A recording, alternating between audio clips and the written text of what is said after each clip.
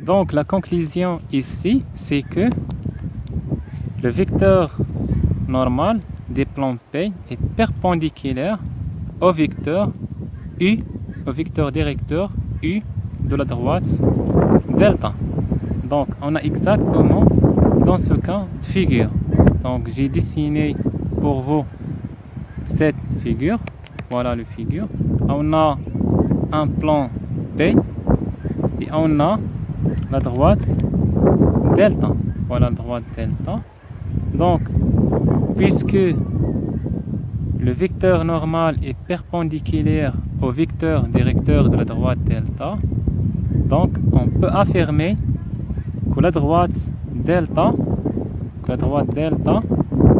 est parallèle au plan P. Donc voilà la conclusion, c'est que la droite delta est parallèle au plan P. Voilà la figure. Voilà ici on a le vecteur normal de la droite P et ici on a le vecteur directeur de la droite delta. Donc exactement, ils sont perpendiculaires parce que le produit scalaire égale 0.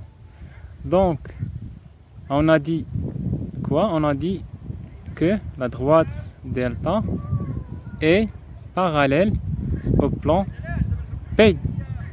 Donc cette réponse est fausse. Donc voilà.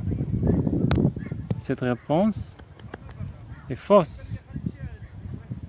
Donc delta, il est parallèle au plan P. Donc il n'est pas perpendiculaire. Donc cette réponse est fausse. Est-ce que la réponse A est vraie? Est-ce que la droite delta inclut dans le plan P?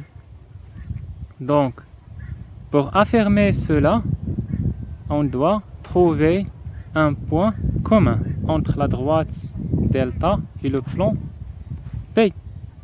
Donc, voilà. D'après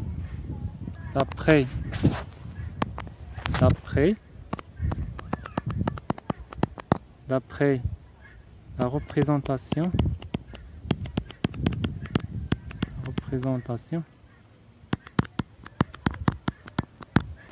paramétrique, après représentation paramétrique de la droite delta,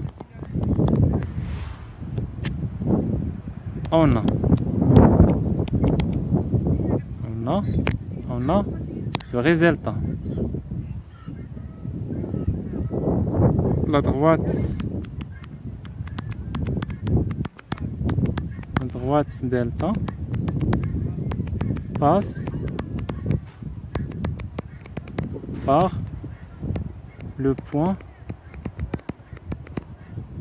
par exemple ce point, le point K. On peut appeler le point K qui a des coordonnées 1, 2, 1. Voilà, si vous rappelez la représentation paramétrique, la droite delta passe par ce point 1, 2, 1. Donc voilà, cette droite passe par ce point. Donc voilà. Mais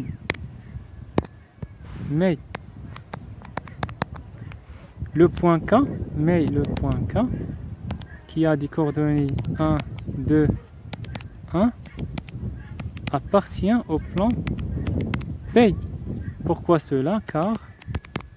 Car réalise l'équation de ce plan P. Donc si on remplace x par 1, y par 2 et z par 1, on ajoute ici 2. Qu'est-ce qu'on trouve? On a des simplifications. Voilà, des simplifications. On a 1 se simplifie avec 1, moins 2 se simplifie avec 2. Qu'est-ce qu'elle reste? Elle reste 0. Donc le point K Donc le point K réalise l'équation des plans P. Et par conséquent, ce point appartient au plan P. Donc, quelle est la conclusion? La conclusion, c'est que cela implique que le point K appartient à l'intersection, c'est-à-dire appartient au plan P inter la droite delta. Donc appartient à delta d'après la représentation paramétrique de cette droite, appartient au plan P parce qu'il réalise sa équation, l'équation cartésienne. Donc ça est fausse, la réponse C est fausse. L'intersection de delta et P, c'est différent l'ensemble vide.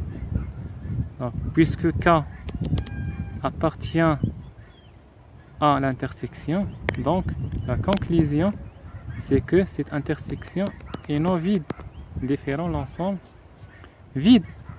Donc, mais cette réponse A est vraie. Donc, pourquoi? On a dit que la droite delta est parallèle au plan P.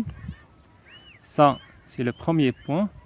Et on a dit qu'il y a un point commun entre la droite delta et le plan P. Donc la conclusion, c'est que la droite delta est inclue dans le plan P. Donc voilà. La bonne réponse, c'est A.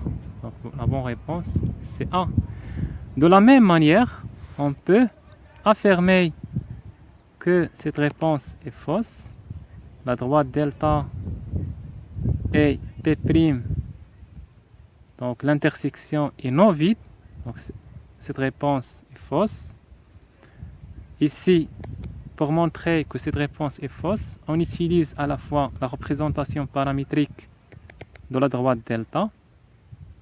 Donc on trouve un point qui appartient à cette droite delta. C'est le même point, c'est K. Et on montre que K appartient au plan P'. Donc l'intersection est non vide. Et on peut montrer aussi que delta est parallèle au plan P'.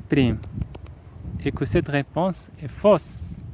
Donc, j'espère que cette vidéo sera utile pour vous.